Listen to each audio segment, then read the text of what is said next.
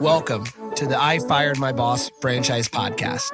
My name's Dan Claps, founder and CEO of Franchise Playbook, a franchisor platform where we create, own, and operate dynamic franchise brands in the mobile services space. And my life's goal is to help people just like you fire their boss and become a business owner.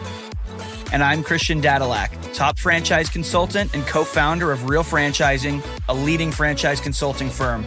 And together, we're on a mission to help people fire their boss, hire themselves, and live the American dream through franchise ownership.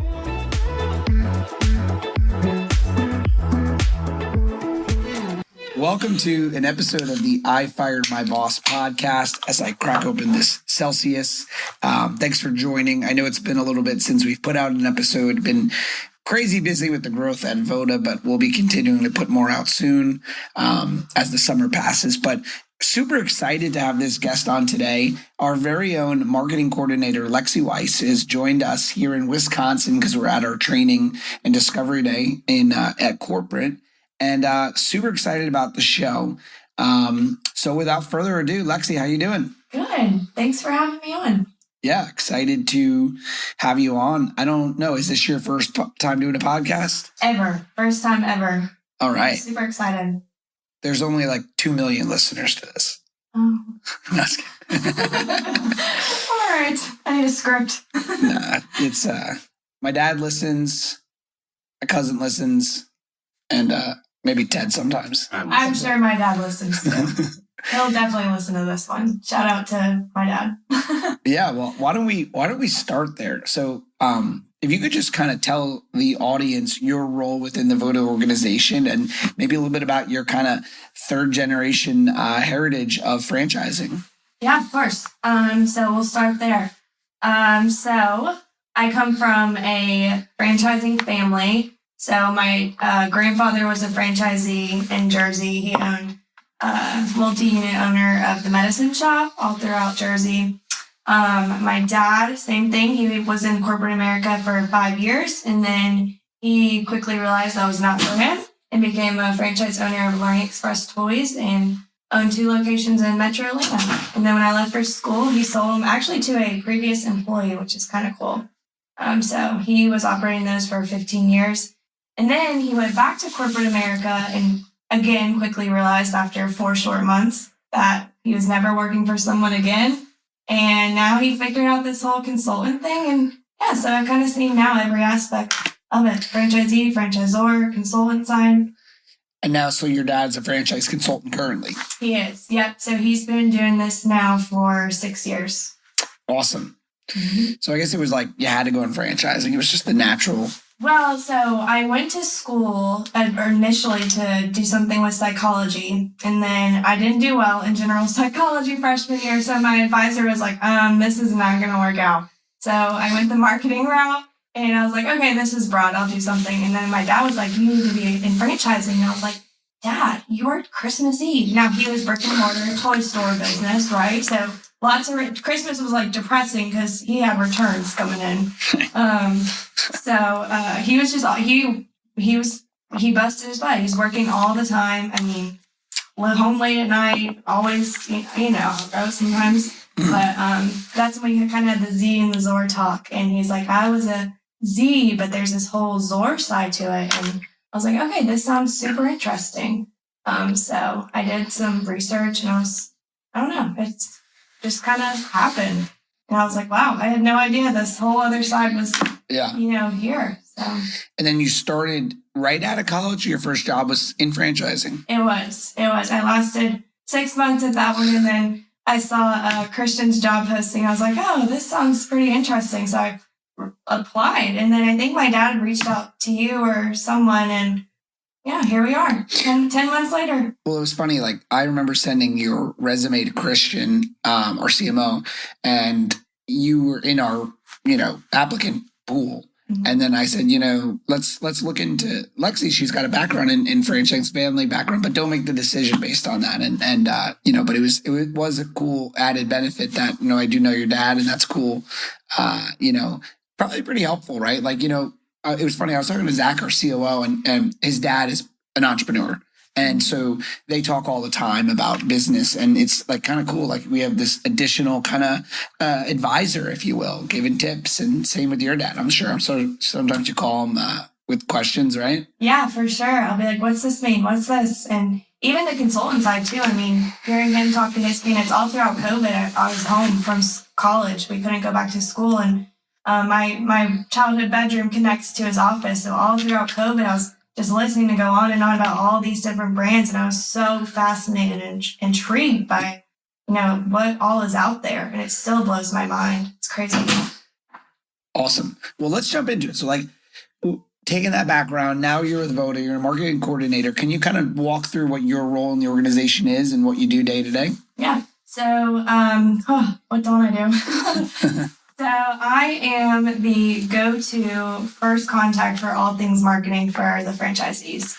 Onboarding, additional support, social media, and then you have the Fran Dev side to it too. We work very closely with the Fran Dev team for all kinds of communication, brokers, candidates, but main point of contact for the franchisees, I would say, is my main role, just day to day, anything they need. What does that mean though? Like I sign up, I'm a franchisee, I just joined, I train, or I'm on the way to training. Like what does that entail? So the onboarding process, we'll start there. It's a good starting point. So we have established national relationships with Angie and Thumbtack. So I handle all of those relationships. I give them kind of the keys to their marketing, if you will. So we take them through a thorough marketing onboarding process, kind of help them set their budgets, develop a marketing plan completely customized to their territory with all of their demographics, and kind of dive into demographics, psychographics, all kinds of stuff. We do pre-training, training and voting diversity, post-training, and then the initial support after. So post-training 30-day boot camp, and then a 60-day boot camp. And then obviously the ongoing support with pulling their numbers. And we're actually in the process of working on a marketing scoreboard, which will help with that. But kind of, what's working, what's not working is a big part of it. And kind of helping them, with their path forward, and heavy lead generation support and all the things. It's interesting because, what we do is not very common in franchising, at least in home services that I know. But, one of the things that I appreciate in you is I feel like you share a mindset, which is that, it's our job to make sure everything works. Even if a franchise owner, it's their independent business, it's their choice to make decisions that maybe can affect the business. If we see something has gone wrong, we still step in. We don't blame the franchise owner. We don't blame ourselves. We just blame the issue and we want to solve it, right? Like, perfect example, we had an issue where, I keep bringing this up, but I'm so proud of what we did. Local service ads, which if you're listening and you don't know, Google has a way where if you Google, home services near me or restoration near me, Google will match the homeowner or the consumer with the best, in their opinion, the best home service provider that can give a great service. Google's in the business of connecting people with a great service. And so they have these local service ads, or Google Guaranteed is what it's called. But one of the things that Google does is it tracks the responsiveness and response time. And we had franchise owners that we noticed were missing messages that were coming from local service. And, it took some time to identify why, but essentially they were going in the app and they were making some changes, maybe early in, not realizing, thinking they were making it better. And the next thing you know, they weren't getting notifications. And so instead of us, blaming them for making that change, we not only went and solved it, but we created systems to make sure it doesn't happen again. But, walk me through kind of, what we're doing to ensure that doesn't happen again. Yeah, so obviously number one thing you can do is training. So this go around, we're currently here at Voda University, and we made sure to have a full, thorough Google guaranteed training program. And so I made sure everyone now has the correct app rather than just sending a message, hey, this is the app you need. I truly went in there, took their phone and said, okay, let me make sure you have this app, you're logged in. We went to the notification center, made sure notifications were turned on. But yeah, just training being number one, making sure they have the proper training and all the tools. to be successful with that. It's funny, like these are common things people do. Like I was just at a franchise conference and they built this beautiful app. And a few weeks prior, I got an email to download the app. And years ago, I probably would have not done that. But I've, matured in business and I downloaded the app. I made sure notifications were on. And guess what? When I was at the event, I needed that app. And I saw people running around not knowing where to go. And I'm just looking at the app and I felt like, what are you doing? It's right here. And, maybe to download the app, you had to get a passcode and maybe they didn't prepare essentially. So it was hard to do it on the spot, but I had my app downloaded and, preparation or, luck is when preparation meets opportunity. Right. And so, these little things like getting that local service ad set up with the notifications, when you get that first customer who's inquiring on your services, you want to make sure you're first to answer. But I was just impressed because then I believe we set up like an auditing process now to ensure that doesn't happen again. Yeah, and Google is a beast within itself. So we thought you had to be added with your Gmail, and a lot of people like to keep everything business within their Outlook, their myvoda.com email. So come to find out, doing some research and calling Google and whatnot, you can be added through your Voda email. So a lot of notifications were being missed as well because they were going to their personal Gmail. Now we're just going to go in and make sure my Voda is added in every account and everything's kind of centralized within their work email. And, people don't check their personal emails often. I know I don't. That inbox is always full. 100%, like if you had to put it on my Gmail, then I would not check it. But I would have thought you had to do it on your Gmail as well. So just to take that a step further, and I like to get granular on these episodes. I like if someone's listening to this, I want them to be like, wow, I learned something, whether they, buy a Voda or they buy a different franchise, maybe they're already a franchisee. We just want to give a lot of value. So with the LSA ads, you have the notifications set up. They get an email as well. Now it's going to their My Voda. Do they also get a text? They do. So it's a little tricky. There's only one person that can receive a text notification, which I can't stand that way because obviously you have the owner, your ops manager. There's just got to be one person kind of handling these messages. So it's very important to make sure, you have the right phone number in there because a lot of people go in and change them. So that's locked down now. No more changing phone numbers and you put in a landline that grandma doesn't answer anymore and whatnot. So that's number one. But yes, you can get a text and then whoever's on the account receives an email. So just for, kind of walk through that live here. So the local service ad, someone fills out the form or they send a message. It goes to their email inbox as a notification, as well as a push notification from the Google app. Correct. As long as everything's downloaded properly. Yeah. But then you also, as an owner or whatever, the salesperson, you get a text that there's a new lead. Yeah. So technically, if everything is set up properly, you should receive a message 3 different ways that you've got a new lead: text message, email, and through the app. But your hope is that what you would like to see is that maybe the owner and their salesperson could get the text. Correct. I think so because I think I know if I get a text, it pops right up on my watch, my phone, it's right there. Email, they get lost. So. Yeah. So what if the email that comes from local service that goes in their My Voda email? What if you had a forwarder that when it comes from local service, it forwards that to Excel sheet, which then through Zapier you go Excel, Zapier to SMS message, which sends out a text. It'd be beautiful. Automations make everything easier. So definitely something we're going to explore. I know we talked about it. We got a project to do after this. Oh, yeah. Monday morning. There we go. Yeah, it's pretty incredible. Like, if you don't know what Zapier is, if you're listening, it's an automation tool that connects technologies. And, it's pretty fascinating. You can make almost anything work with it. It just takes some finagling and some ingenuity. But to me, it's those little things hundreds of times that add up to make something great. Think about I don't know. As a business owner, I think the more notifications, the better you get your salespeople. But anyway, we kind of went down a rabbit hole. That's pretty cool. We've taken that from they weren't getting the notifications to now they're getting 3 to maybe in the future 4 or 5. And it led to even more discoveries too. Google Guaranteed integrates with Workies. Who would have known? We didn't know that. Right.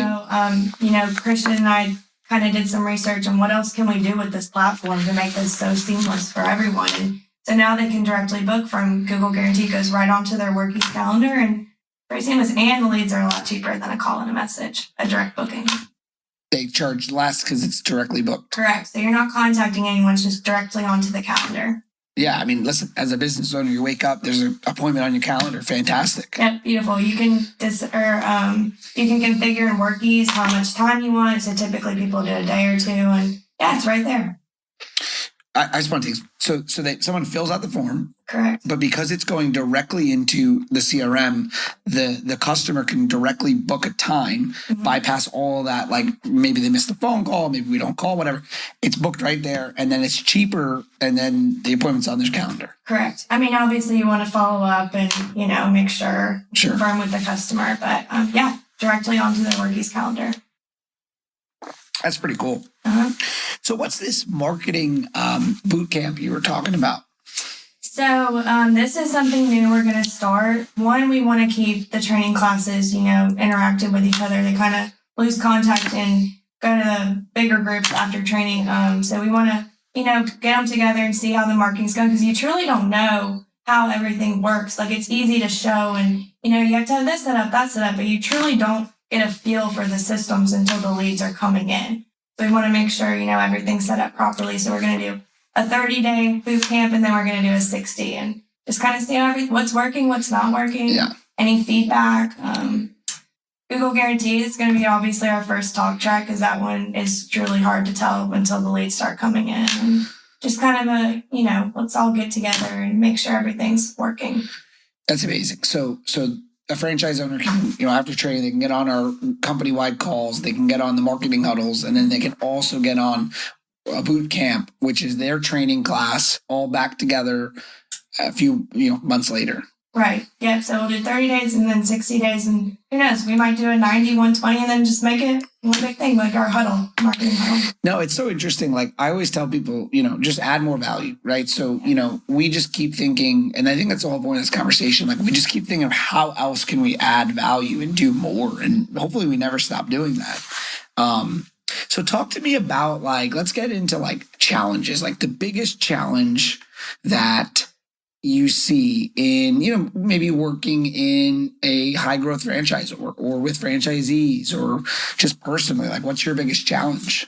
So personally, my biggest challenge is my age. I think some people, look down on me for being so young. I did graduate school early. So I have been working a couple years, and then I go into the franchising background and make myself sound a little bit cooler, like I know what I'm talking about. But I would say my personal biggest challenge is my age. Okay. Meaning you feel it's perceived that way?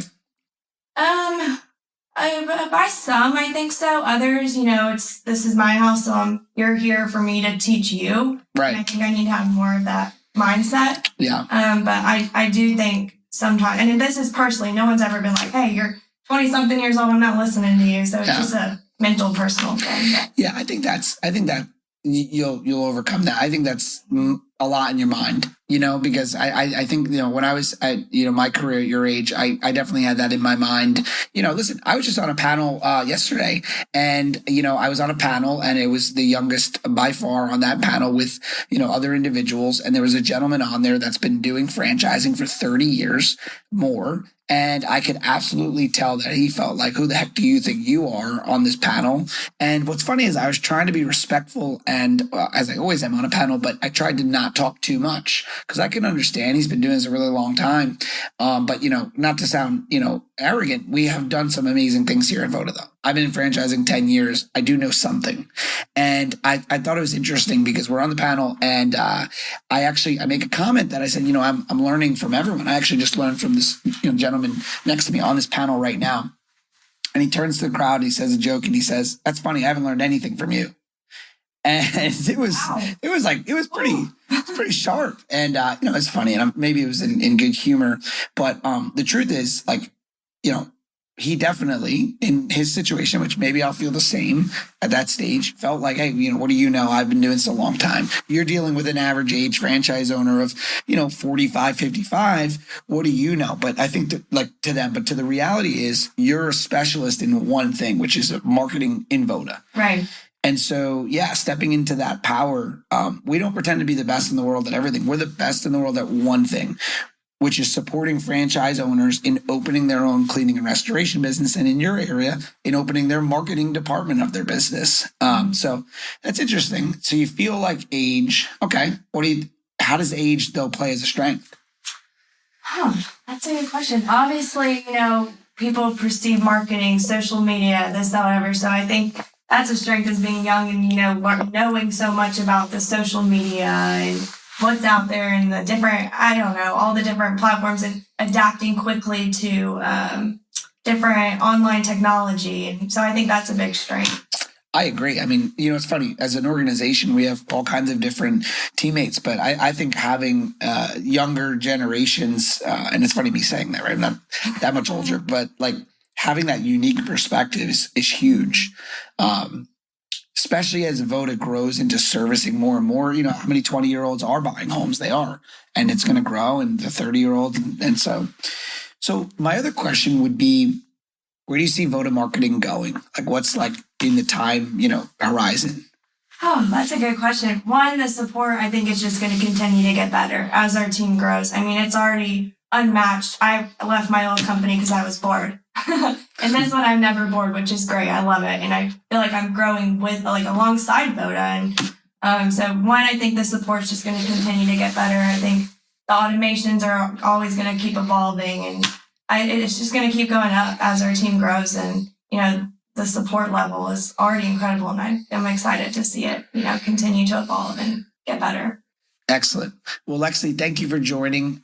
Really appreciate you being on the show. Yeah, of course. Thanks for having me. If you like the show, please do like it, subscribe, hit the 5-star rating. We appreciate you listening, and we'll see you on the next one.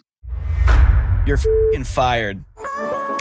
If you want to say those words to your boss, make sure you head on over to ifiredmybosspodcast.com and fill out the form to schedule a no-cost consultation. And if you enjoyed this episode, make sure to subscribe, leave a review, and share with a friend who might also want to fire their boss.